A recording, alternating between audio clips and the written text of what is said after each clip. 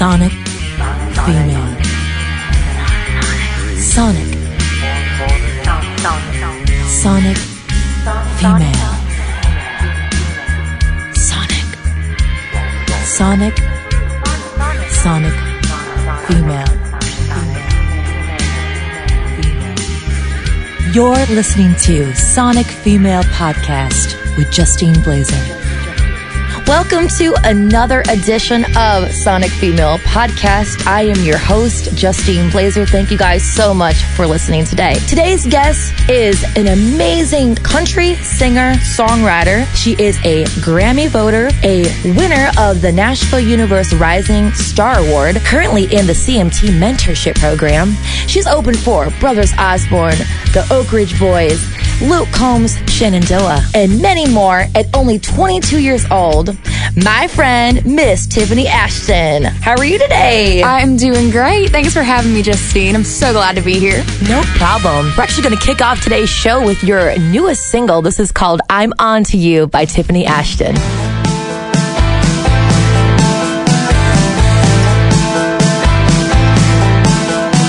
You think you're slick, but boy, you're not. Like I believe the company has you staying late every night. Ooh, I'm on to you. Ooh, I'm on to you. And you can say you love me a million ways, but I've got this feeling I just can't shake. Ooh, you better believe I'm on to you. I'm on to you.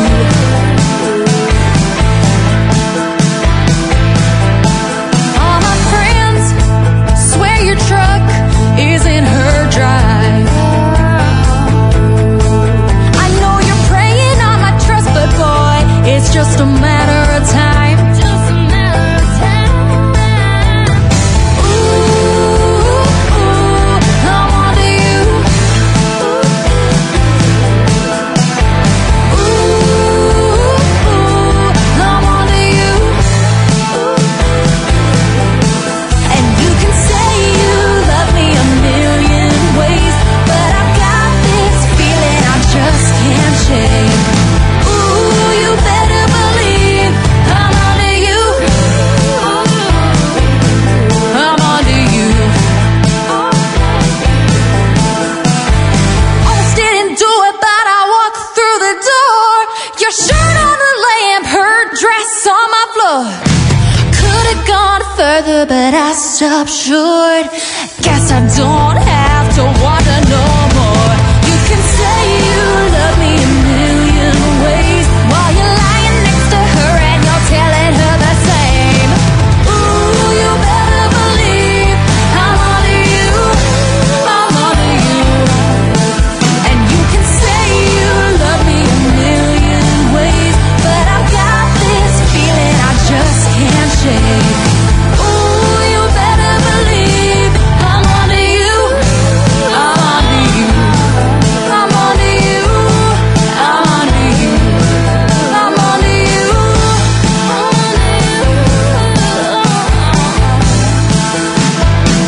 I'm over you. Thank you so much for getting on the show. I've been trying to get you on the show since I started Sonic Female, since before I started Sonic Female. So you are definitely one of the main people that I wanted to get you on the show today because I'm just fascinated with your whole story, your whole journey, doing so many amazing things at only 22 years old. Just to kind of list it out really quick, you know, you're involved in the Hollywood Music and Media Awards. You have a French documentary coming out in the fall. You perform at Opryland. You're part of a BMI showcase. You have so many things that are going on, and you don't have any management or team or label or anybody behind you. So I find that just so applaudable, and I commend you for all that hard work because I know how hard that can be. So thank you so much for being a part of this. So I just wanted to kind of see where you're at lately. You've been back and forth to LA and doing all these amazing showcases. Tell me kind of what's happening in your life right now. Yes, thank you so much. That means a lot to me. Like, you have no idea.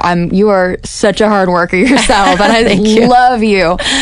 So I'm really glad to be here on Sonic Female today. Wow. Things have been going great recently. I've been all over, literally from DC to LA to Florida.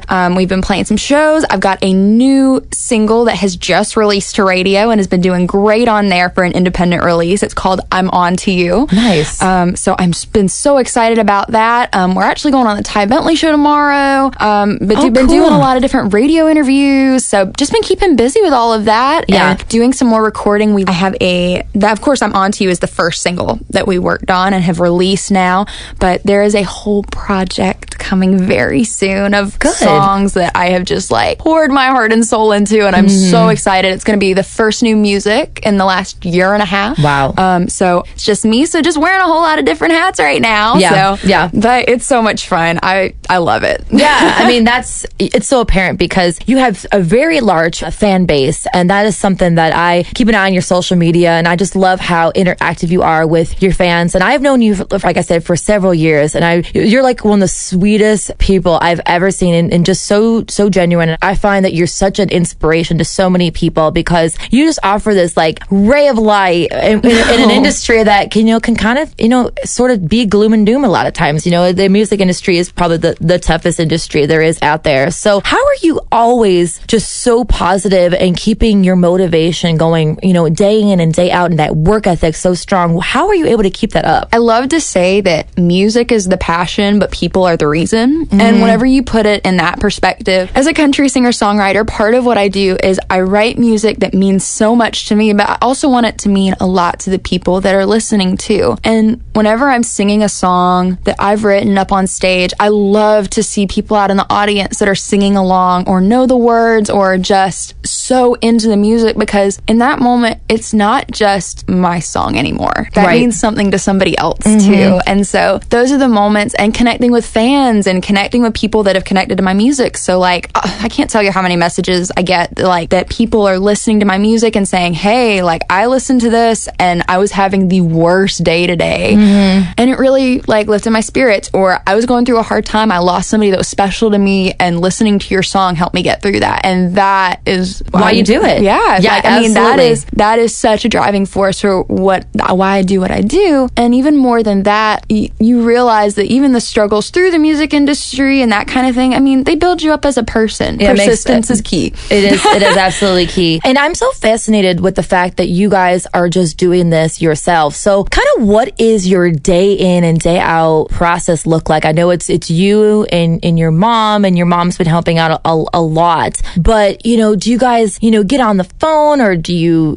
send emails out to different people, setting up different meetings? Like, what does that process look like to continue the success you have been getting? Yes. I'm so thankful for such a supportive mother who is wonderful. And, but between the two of us, we're getting a lot of stuff done. There are a lot of emails that go out, a lot of phone calls to be made. And as an independent artist, it is just a lot of pedal to the metal and like putting everything you've got into that everyday routine type of things. But at the same time, you separating out creative time from the business time. Sometimes like you'll have one day that like whenever we've released this to radio now. So I'm doing a lot as far as contacting stations and just friends of mine that are in radio. And so that's a lot of personal contact, personal emails, and then setting apart part of my day to remain creative and to remain kind of the free spirit that I naturally am is a balance. Yeah.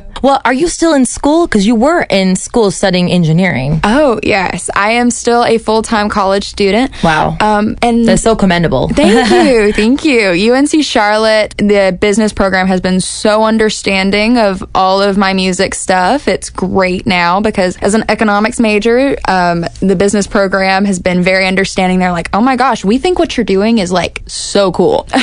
So they're much more likely, like whenever I've got things like really big things coming up, to really work with me and be like, oh, you can take that on the road. We'll do what we need to do. Maybe we'll have to reschedule an exam or something. So thankfully, and I only go 2 days a week. So I kind of cram in a whole lot into a little space. Right. So is that something that you feel is important? Are you trying to continue that path just in case music doesn't work out? Or do you just feel like you have this passion for this as well and you're just kind of preparing yourself for whatever door opens up down the road? Oh, with economics, I really see see it going hand in hand with music a lot of times. And I feel like a lot of artists don't. They see it as like a distraction or but to understand business and why people make the business decisions that they do is so crucial in any industry that you're in. So I really feel like it's given me a different perspective, like whenever you walk into labels or walk into management or walk into a booking agency, to be able to hold your own in the business side of things. That makes so much sense. There's music, and then there's the music business. Yes, that's a really, what a saying here in Nashville. Yes. But it's true. So, I really think that the economic side of it does pertain to what I'm doing, and I think it really has enlightened me to some things that before, I don't think I would have had that same experience and that same perspective. So I'm thankful for it. I've never talked to anyone that's had that view on things, and that's really refreshing to see yourself positioning yourself in a role where not only are you an artist and a singer and a songwriter, but you are becoming, a businesswoman, a business person. So that's super commendable, and I think a lot of other people need to maybe step it up a little bit, because I think that's the pitfall, and I think that's sometimes where we see the problems, is because we do rely on other people to do what you should just be doing from the get-go, is in getting your foundation super strong. Right. So, and I also think even as an artist, Dolly Parton, Reba McEntire, you can watch, and they have such a hands-on approach to not only their art but their business. Yeah. Well, and you are the brand. Right. You're a brand, Tiffany. Yeah. You have to look at yourself as that, not just as a singer or a songwriter. Like, you are no different than, a bottle of Pepsi or a certain car brand, or there's a feeling, there's a demographic, there's a certain buyer, there's all these different demographics underneath it. And I think that is what most artists should be looking at it like. And I think you're going to go a lot further once you get that proper mindset. So that's great. That's really good. And is that something that your parents encourage you to do, or just something that you felt that you had to do? Oh, I think it's something that I just felt like I had to do. I've always thought, no matter what, education is a lifelong pursuit of learning. So whether that is in school, whether that is out of school, I do think that is crucial. And I think, too, some people naturally have that and gravitate towards being curious and asking questions and being inquisitive. I was the kid that asked a lot of questions. Yeah. So, I'm thankful for that kind of like innate curiosity. Yeah.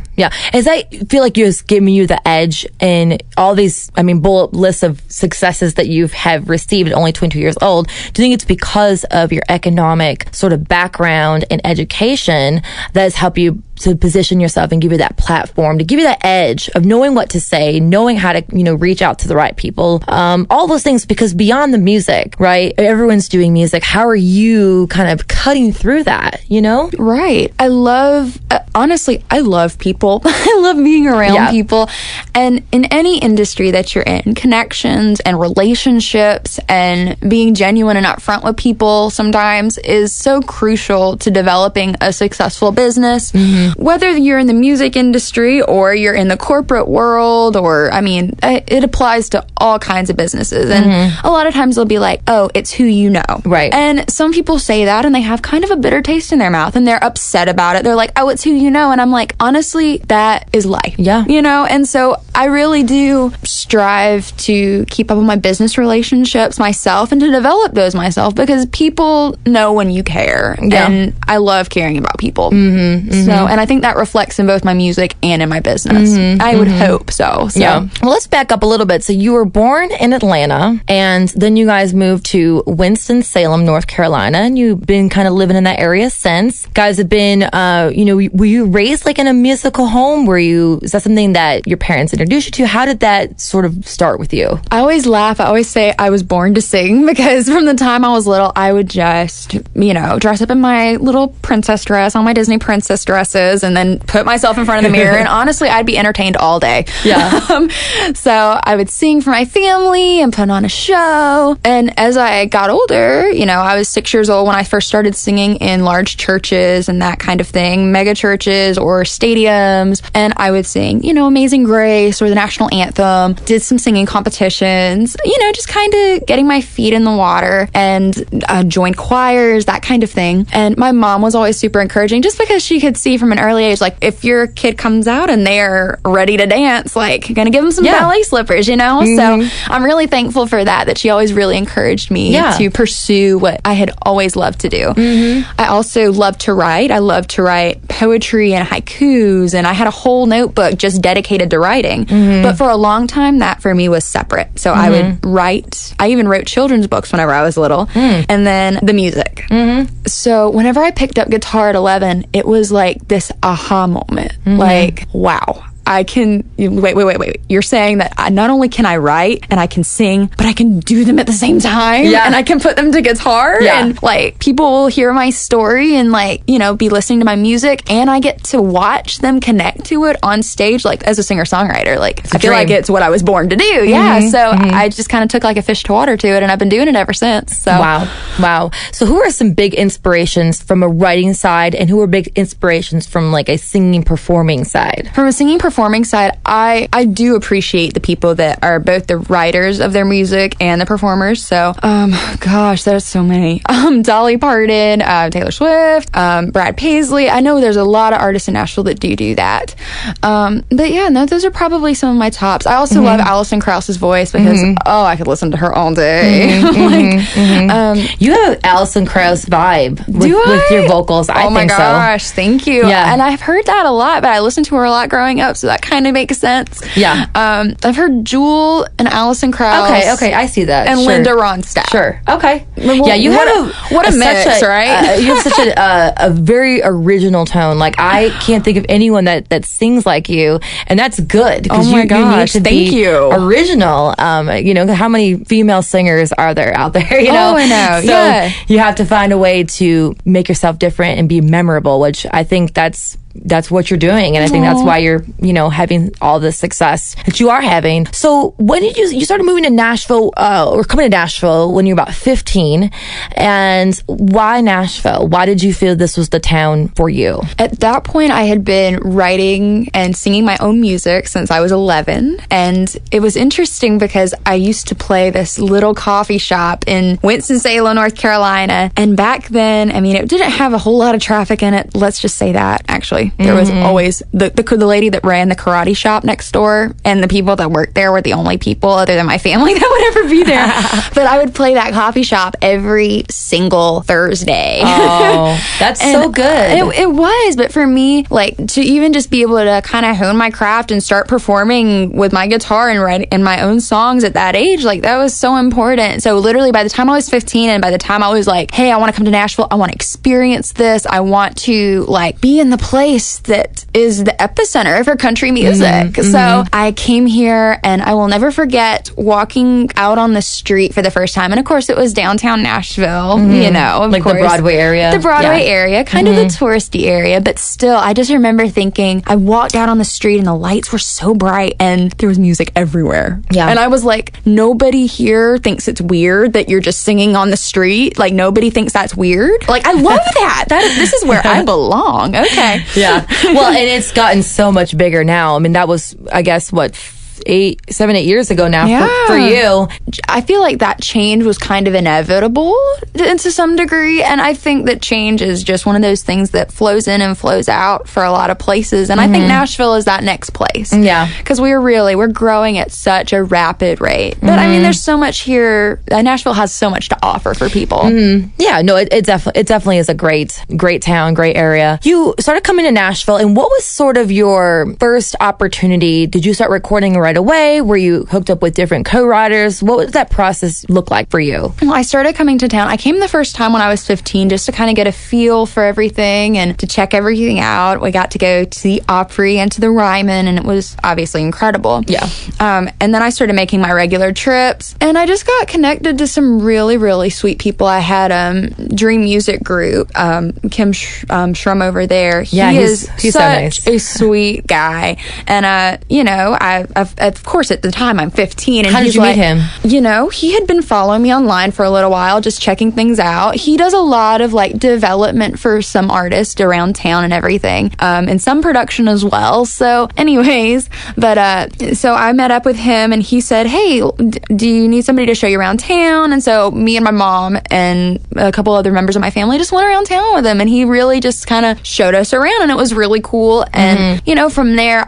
Kim is a very, very genuine guy, and he just got me connected with some people in town. And of course, I met you guys. How long ago has it been since I met you? And well, you were on Written Rhythm Live. Yes. And that was a show that I did for about a year at Whiskey Rhythm Saloon, which no longer exists. That was in 2017. So it was 2 years before maybe that, though, a or little something bit like before that. I was, you know, just, I don't know, we somehow crossed paths through some different people that we work with. So yeah. But I think that's what's so cool about Nashville is you can, like, I mean, even just me coming in for the first time at 15, I'm really fortunate that I got connected with some really sweet and genuine people from the get-go. And so from there, you just make relationships and you meet different people. I'm just like I met you. And I really feel Nashville is a really good family to be a part of. And it's so interesting because I know for myself, like people that I've met 4, 5, 6 years ago, just now in the last, you know, year or so, those relationships have fully harvested into something really spectacular. So sometimes it does take some time. So people that you meet, just think people that you meet right now in 3 to 5 years from now, think about it. Like those could be the people that are going to change your life, you know? Right. So you have to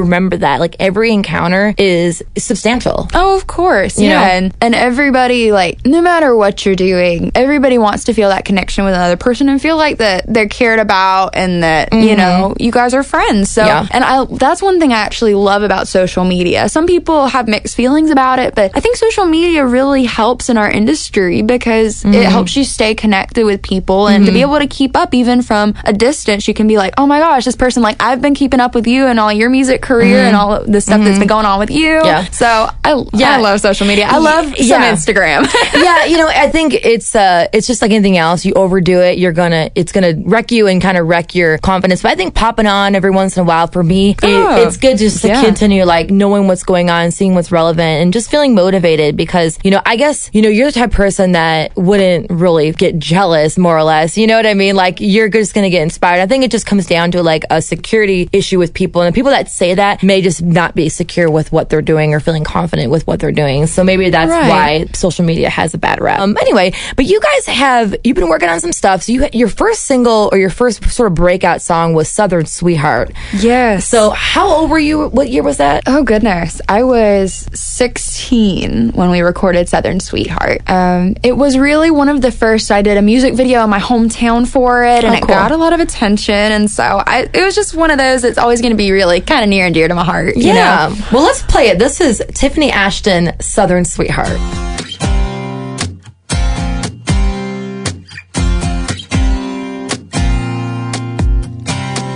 Friday night bonfires in tank tops and cut-offs, with her hair blowing round in the passenger seat of his pickup truck. Boys next are turning while daddy's fuse is burning 'cause she's only 16. She's got the heart of a rebel no one can tame. Born to be wild, born to be free. She's a Southern sweetheart when she walks in the room. Just a Georgia peach grown from country roots. Sugar and spice with a reckless side. A sassy little thing in cowboy boots. She's a Southern sweetheart.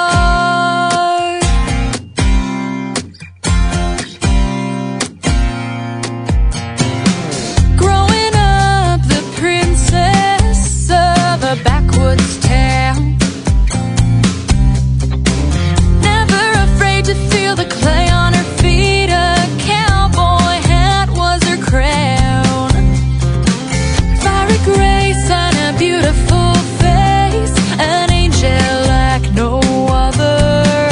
She's got a heart of gold and a gypsy soul, with a level head on her shoulders.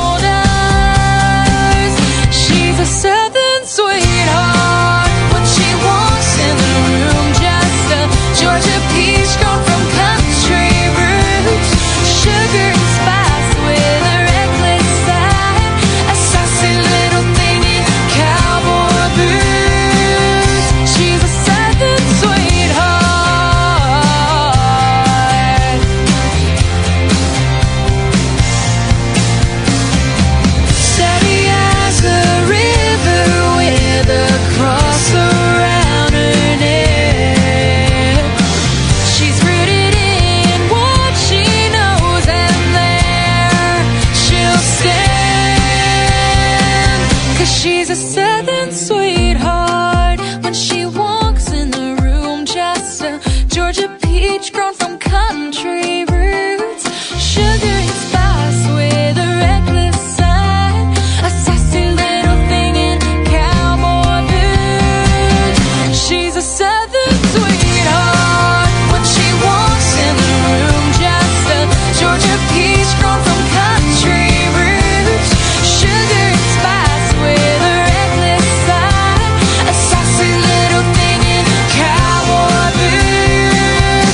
She's a southern sweetheart.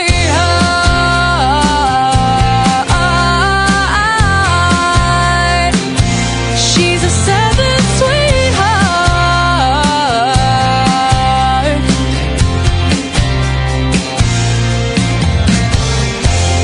Yeah, we did that one when I was 16. Yeah. Which was a little while ago now, a couple years ago. That's led to some other opportunities. So after that, how did the Grammy thing happen, and how did some of these other things that you are involved in, was that sort of stemming off of that first release, or was that more of an organic process? Yeah, Southern Sweetheart and the music video won the Hollywood Music and Media Award in 2015. Nice. For Best in Country. And the Hollywood Music and Media Awards are like the precursor for the Academy Awards and the Golden Globes. No way. So, yeah, and so some of like the top songwriters like Diane Warren, oh gosh, there are so many really influential people there.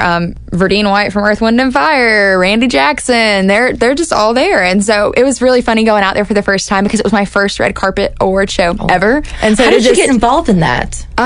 It's actually interesting. I won a Charlotte Music Award. I'm also involved with the Carolina Music Awards as well, but it was a Charlotte Music Awards, which I don't know if they do a whole lot anymore. I know that some of my friends through that recommended that I go out there, and so whenever they suggested I do that, I decided to apply and was nominated, and I was like, whoa, this is gonna be really cool. But it was my first red carpet award show, and the Hollywood Reporter's there, People was there, I think, and it's just like, whoa. Yeah. So Wow. but I got connected with some really cool people there, and they said, hey, at the time I was 18 whenever we did all of this, and they told me, they're like, we are like really sure that you qualify to be a Grammy voter. You need to send in your application. You just see if send in your application and see what they say, And so I got that letter back, and I was like, oh my gosh, they accepted me. It's just such an honor, Yeah. Because across every genre of music, a lot of people don't realize this was actually my first year going to the Grammy Awards, but even more than that, a lot of people don't realize just the scope of the Grammys. It is every genre you can imagine, like children's music, Audio books. It's anything that's audio related. It is crazy. Yeah. It is so cool though to just be there and to be in the room with so many talented people. And so, but just to be accepted with the Recording Academy and to be accepted as a Grammy voter, it still blows my mind. Yeah. It's such an honor. Well, that's fantastic. So after that, then you started getting involved with different opportunities like opening for the Brothers Osborne and Oak Ridge Boys and Shenandoah and Luke Combs. How did those opportunities arise? Well, a lot of them were just different shows that they had been playing. So like Brothers Osborne played this big festival, and so I opened up for them.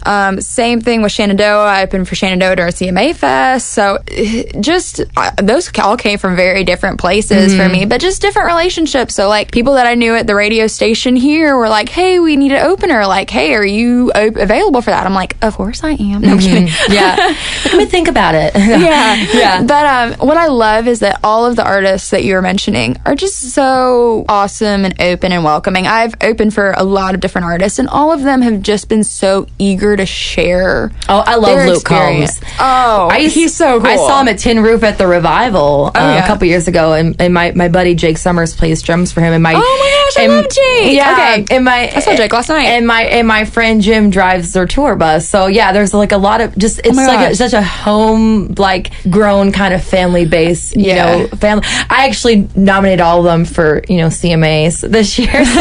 They're on all my ballot for my selection. But yeah, they're such a down-home good group of guys. It's funny because they're actually from North Carolina too. Really? I was raised in North Carolina, so was Luke, and so it's just really cool because I love watching really genuinely talented people and also really sweet, nice, genuine people have success like that. And what's even so cool about that too is like whenever you're opening for these people, sometimes like I've heard stories about people that aren't quite as nice or aren't quite as welcoming for new artists or aren't going to talk to their openers. None of the people that I've ever opened for have been like that. And that I count as a blessing because, you know, they realize that you're at a place that at one point they were there, you know?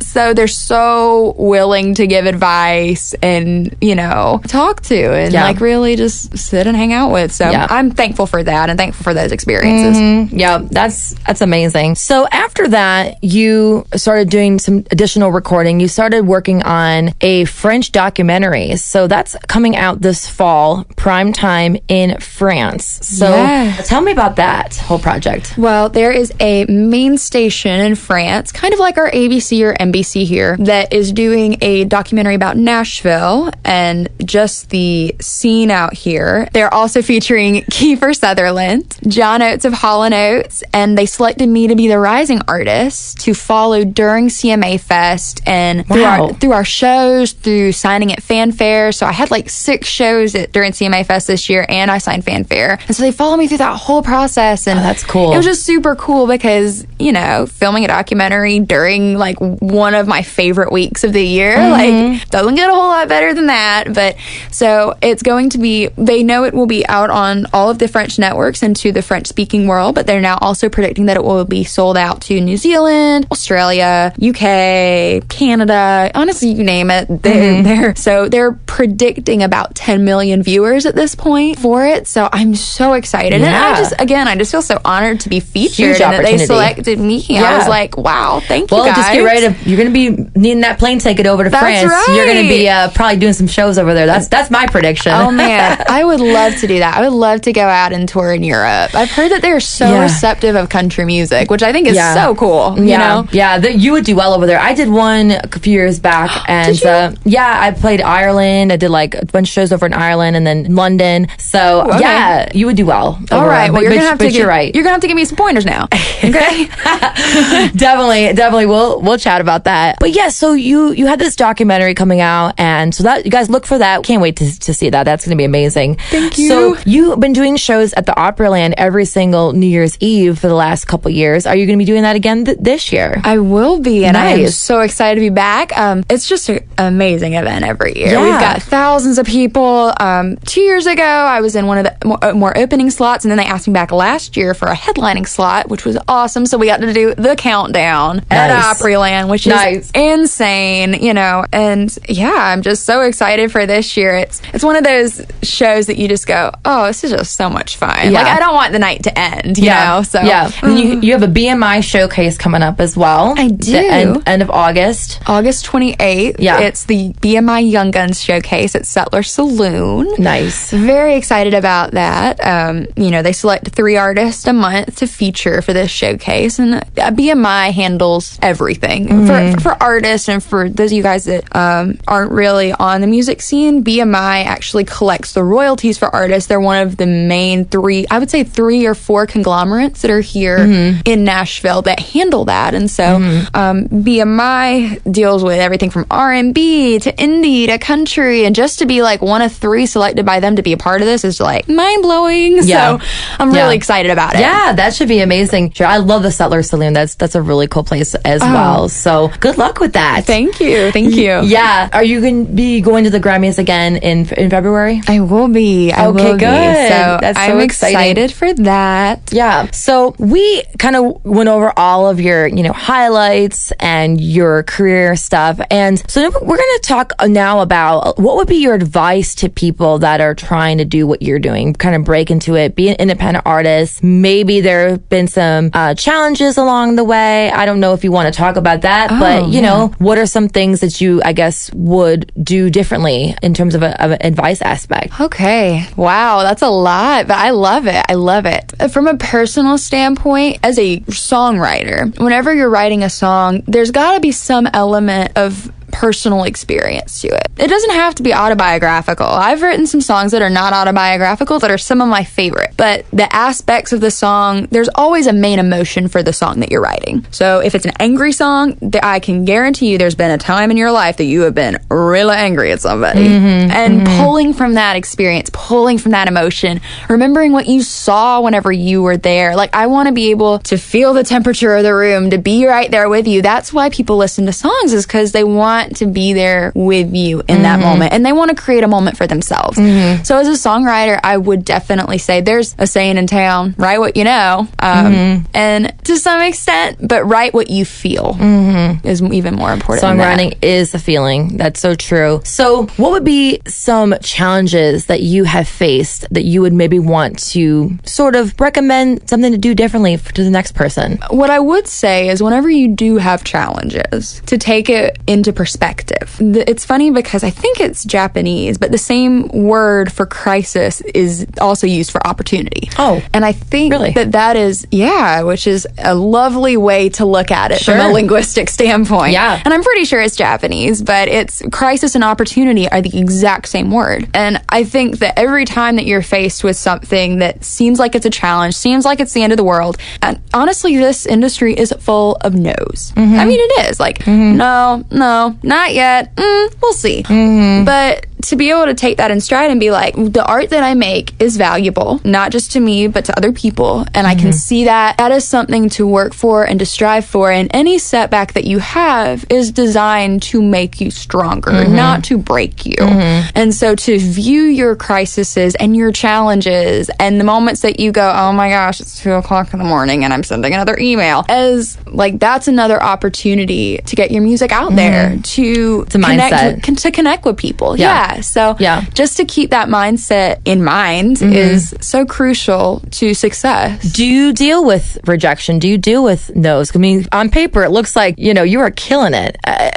Do you deal with that? Oh, of course. How do you get through that? How do you deal with that? I have heard the saying at some point, you can be the juiciest peach in the world, and there will be somebody out there that does not like peaches. And it is so true, So just because, like somebody online says, oh, they don't like this or they don't like that, or even somebody of influence says, hey, that's not the way that needs to be done. That's not you have to take everything kind of with a grain of salt and understand, are they really, because there's two types of critiques. There are critiques that are meant to help you and to like lift you to the next level. A lot of times those come from above you. So like people of influence or people that you look up to. Sometimes they do come from below you though. You never know. Like, I mean, somebody may have like a concern that is actually like super enlightening and super helpful for you in your career, because we never listen to ourselves the same way that other people listen to us. And that's something important to keep in mind. But you have to take whatever critique you have. As I said, there's two types of critiques. There's the helpful critique, and then there's the ones that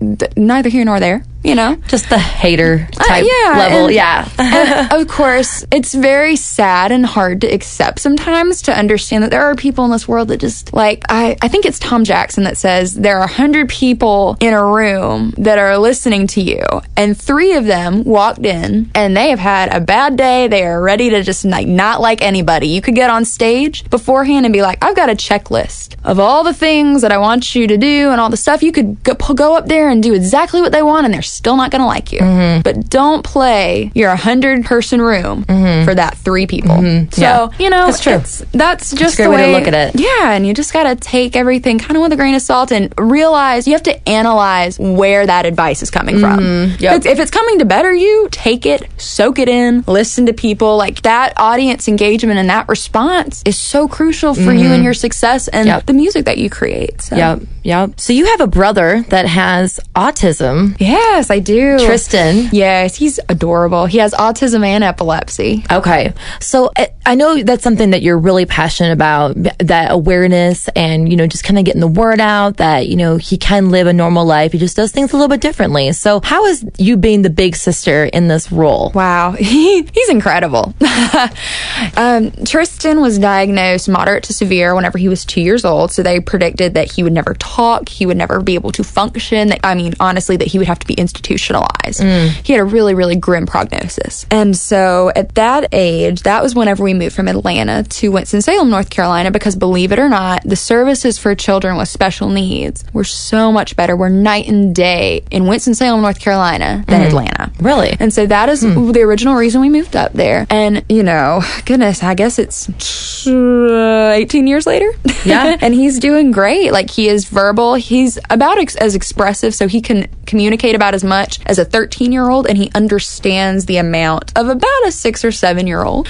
So that is far above what they predicted for him. His epilepsy kind of sets that back sometimes, because he'll learn something some weeks and he'll have a seizure and he'll forget. So, you know, that's a reoccurring challenge for him, but I'm just so proud of him and the progress that he has made. And he is such an inspiration to me that no matter what you are facing in life, no matter how big the challenges seem, there's hope, and there is value in persistence and hard work and determination of what you want to do in your life. Yeah. So he's a great little inspiration. buddy. Yeah. I've heard a lot of different opinions about the keto diet with people with epilepsy. This is really off of the subject, but is that something you guys ever tried, or Yes. has that worked? We have tried just about everything. He's had epilepsy for 12 years now, I think. 10, 12 years. And they're pretty severe seizures, tonic-clonic, grand mal, falls, stops breathing. So he is in a very severe classification of seizures.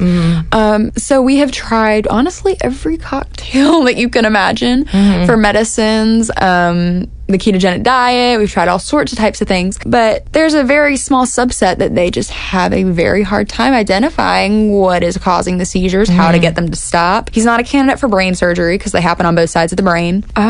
So really, we are waiting all the time for new research to come out. I do think that is something that should be researched more, and that holistic medicine is something that we generally overlook. Or just whole body medicine in general, you know, like to watch the way, because he also has heart problems and electrical problems.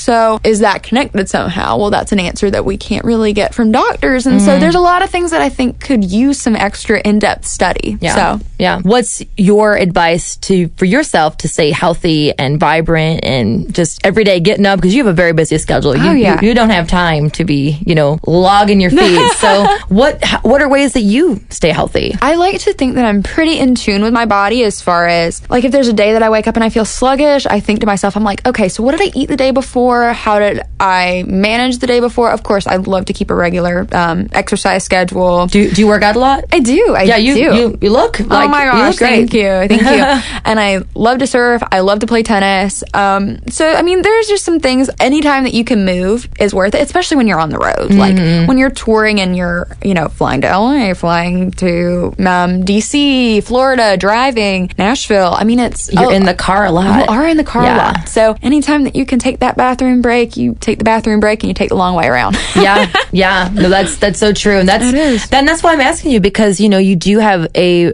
very hard schedule. Well, I wouldn't say hard schedule, but it's just, you have a very busy schedule, and just, you know, staying top on your game all the time, you know, that's being 100% ready to go on those opportunities. You know, you can't be fighting fatigue and those kind of things. So that's great that you're able to really find that balance and just continue that energy, you know. And lots of water.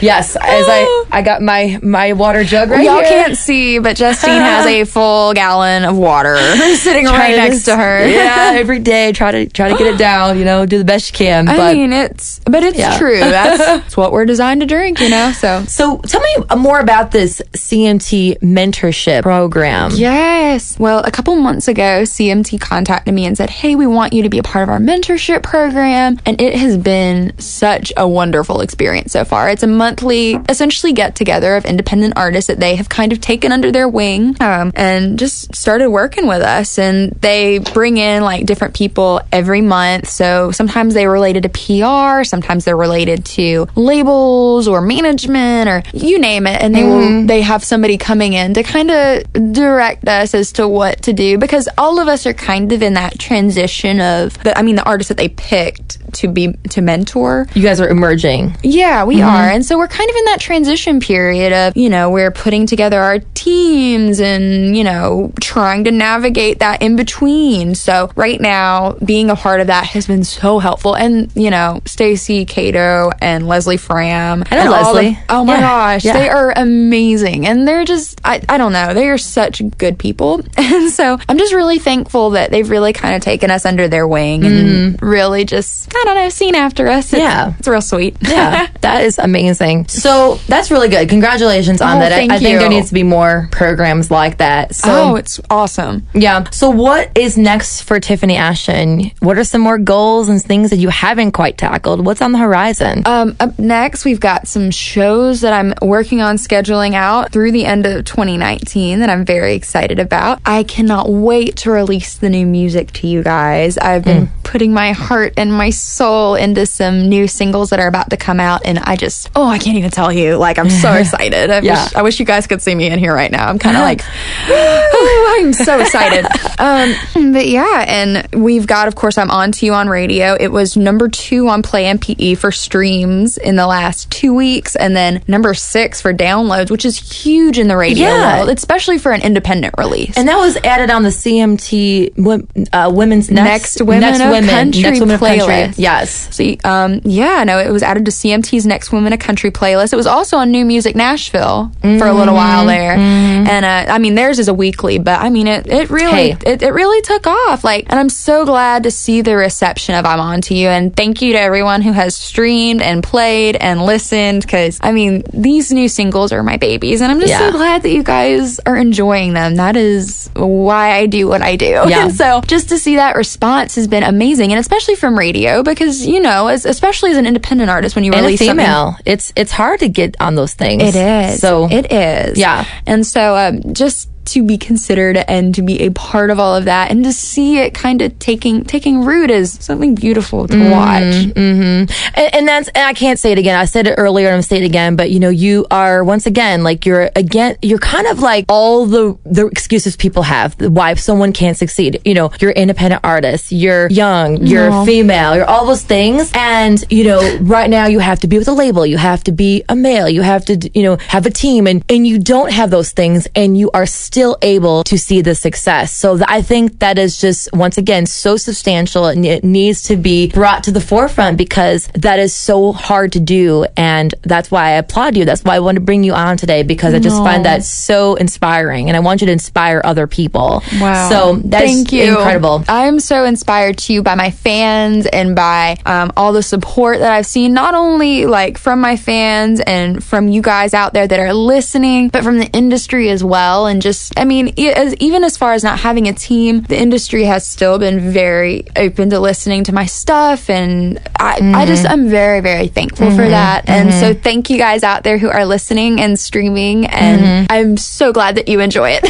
Yeah. Well, and it's the fact that you are so grateful, and you have that gratitude, and you have that optimism, makes a huge, huge difference versus somebody that's just like, oh, well, I wish I could have more, and it's just not enough. And you see that a lot too. So just being able to be grateful with the current state, I think is I'm a big believer, and that's going to allow more opportunities to come your way. If you're currently thankful for what you do have, it's going to allow more things to happen. So absolutely. Yeah. Thank you so much for being on. So let's get those last minute details. So what are your social medias? Well, my website is tiffanyashtonmusic.com. My Instagram is Tiffany Ashton Official. Twitter is Tiffany_Ashton. Facebook is Tiffany Ashton Music. I know they're all different, guys, but everything is through tiffanyashtonmusic.com. So if you click little buttons, it's funny. I tried to get the Tiffany Ashton first, but it's hard. I know, must be popular. So go to tiffanyashtonmusic.com. Yes. And then you guys can get all of our information right there. So we're going to close out your episode with this single. What is the song? This song is I Like It, and I hope you guys like it. And thank you for listening. And thank you, Justine, for having me on Sonic Female. Absolutely. Well, thank you guys so much for listening. I am your host, Justine Blazer. We're going to close out with Tiffany Ashton, I Like It. Until next time. Don't know what it is, but boy, you've got it. Rocking that look in the leather jacket. Careless, cool, never looked so hot. Try not to stare, but I finally do notice you're watching my every move. Oh, I can read your thoughts. I know what they say, but